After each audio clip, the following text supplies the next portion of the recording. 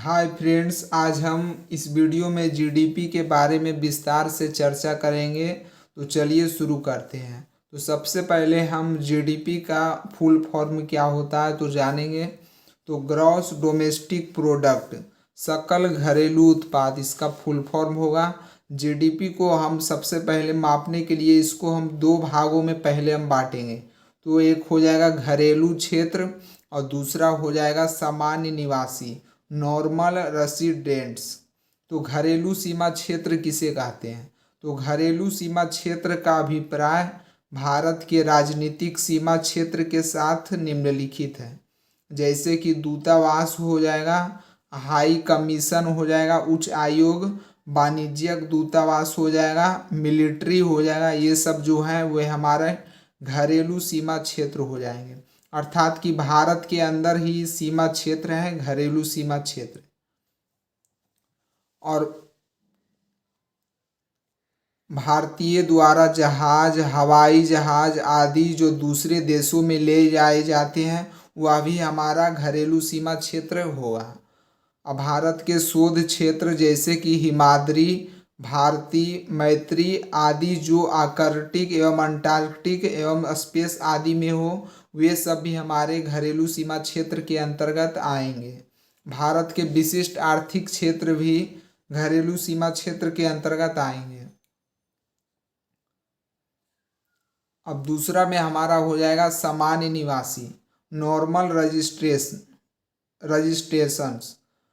तो इसमें व्यक्तियों के साथ साथ संस्थाएं भी शामिल होती हैं। भारत के विदेशों के नागरिक जो 1 वर्ष से अधिक से भारत में है एवं जिनका आर्थिक उद्देश्य भी भारत में हो, वे सामान्य निवासी हमारे देश के कहलाएंगे।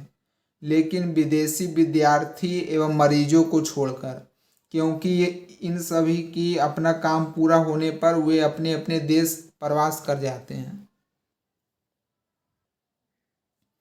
हम घरेलू सीमा क्षेत्र एवं सामान्य निवासियों की जानकारी हम अच्छी तरह से समझ चुके हैं।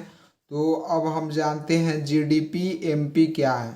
तो एक वित्तीय वर्ष में एक देश की घरेलू सीमा क्षेत्र में उत्पादित सभी अंतिम वस्तुएं एवं सेवाओं के बाजार मूल्य का योग, जिनका उत्पादन सामान्य निवासियों द्वारा हुआ है एवं जिसमें मूल्य ह्रास शामिल हो, वे हमारा जीडीपी कहलाता है। तो जीडीपी के आकलन में उन वस्तुओं और सेवाओं के मूल्य शामिल होते हैं जिनका उत्पादन घरेलू सीमा क्षेत्र में हुआ है। मतलब कि जीडीपी का आकलन उन्हीं सभी वस्तुओं और सेवाओं का मूल्य शामिल करेंगे जिनका उत्पादन केवल घरेलू सीमा क्षेत्र के अंतर्गत हुआ है, उसी को हम ऐड करेंगे जीडीपी को।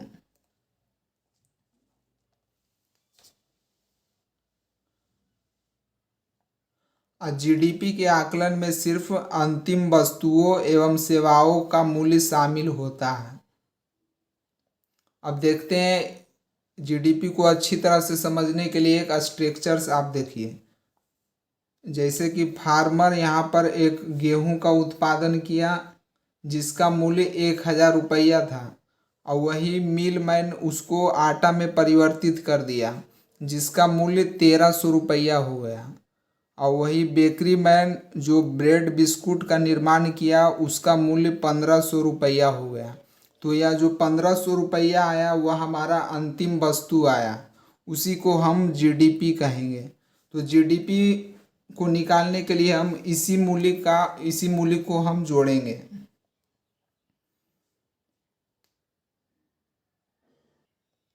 ये जो +300 और +200 जो हुआ है, इसको हम टोटल अगर जोड़ दें तो ये हमारा मूल्यवर्धन निकल कर आ जाएगा। अर्थात मूल्यवर्धन हो जाएगा 1,000 + 300 + 200 जो निकल कर आया 1,500, वह हमारा मूल्यवर्धन कहलाया।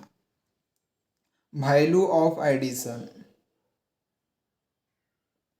जीडीपी संपूर्ण देश से संबंधित होता है, लेकिन जीवीए विभिन्न क्षेत्रों एवं उद्यमों के मूल्यवर्धन का योगदान को दर्शाता है। तो वैल्यू ऑफ एडिशन, मूल्यवर्धन कैसे निकालेंगे? तो निर्गम मूल्य माइनस मध्यवर्ती उपभोक्ता, जो निकल कर आएगा वह हमारा मूल्यवर्धन कहलाएगा। जीडीपी उपभोक्ताओं से संबंधित होता है, लेकिन जीवीए ग्रॉस वैल्यू एडिशन उत्पादकों से संबंधित होता है। मूल्यवर्धन, इस जीवीए में केवल मूल्य का ऐड होता है कि मतलब इतना मूल्य था, उसके बाद कितना कितना मूल्य इसमें जुटकर उसका जुटा इसमें। तो जीडीपी को हम 3 भागों में बांट सकते हैं: नॉमिनल जीडीपी, नाम मात्र की जीडीपी, रियल जीडीपी, वास्तविक जीडीपी, और फिर जीडीपी। तो नॉमिनल जीडीपी में हम वर्तमान मूल्य को जोड़ते हैं, लेकिन रियल जीडीपी जो होता है वह हमारा स्थिर मूल्य प्लस आधार वर्ष के आधार पर इसमें जोड़ा जाता है, रियल जीडीपी। तो इस पर देखिए, नॉमिनल जीडीपी और रियल जीडीपी को इस ग्राफ से के माध्यम से हम समझ सकते हैं। 2011-12 में गेहूं का उत्पादन 100 टन हुआ, जिसका मूल्य था 500 रुपया, और चावल का उत्पादन 700 टन हुआ, जिसका मूल्य था 100 रुपये। जो जोड़कर इसको आया, यह हमारा जो जोड़कर जितना इसका मूल्य आया वह हमारा नाम मात्र की जीडीपी कहलाई, क्योंकि इसका हम वर्तमान मूल्य को जोड़ दिए हैं, तो यह हमारा नाम मात्र की जीडीपी हुआ। वैसे देखिए, 2020-21 में गेहूं का उत्पादन 150 टन हुआ, जिसका मूल्य था 700, एवं चावल 1000 टन उत्पादित हुआ, जिसका मूल्य 1200 रुपया था। और 2021-22 में गेहूं का उत्पादन 80 टन हुआ, जिसका मूल्य था 1200 रुपया, और चावल का उत्पादन 300 टन था, जिसका मूल्य था 2500 रुपये। और 22-23 में गेहूं का उत्पादन 200 टन हुआ, और जिसका मूल्य था 400 रुपया, और चावल का जो उत्पादन हुआ वह 1500 टन था, जिसका मूल्य 600 रुपया था। तो ये सब को अगर हम जोड़ेंगे, वर्तमान तिथि के साथ हम इसको जोड़ेंगे, तो हमारा नॉमिनल जीडीपी कहलाएगा, नाम मात्र की जीडीपी, क्योंकि इसमें वर्तमान मूल्य के साथ साथ वर्तमान समय के साथ उसको जोड़ते हैं, जो निकल कर आता है वह हमारा नॉमिनल जीडीपी कहलाता है। लेकिन अगर हम वास्तविक जीडीपी को निकालें 2022-23 में ही, तो 2022-23 में गेहूं का उत्पादन 200 टन हुआ, लेकिन इसका मूल्य जो जोड़ेंगे उसका आधार वर्ष के आधार पर जोड़ेंगे। तो आधार वर्ष इसका क्या होता है, जीडीपी को मापने के लिए आधार वर्ष 2011-12 है। तो 2011-12 में गेहूं का मूल्य क्या था, तो उसका मूल्य जो था वह 500 रुपया था, तो उसी को हम यहाँ पर लाकर जोड़ेंगे 500।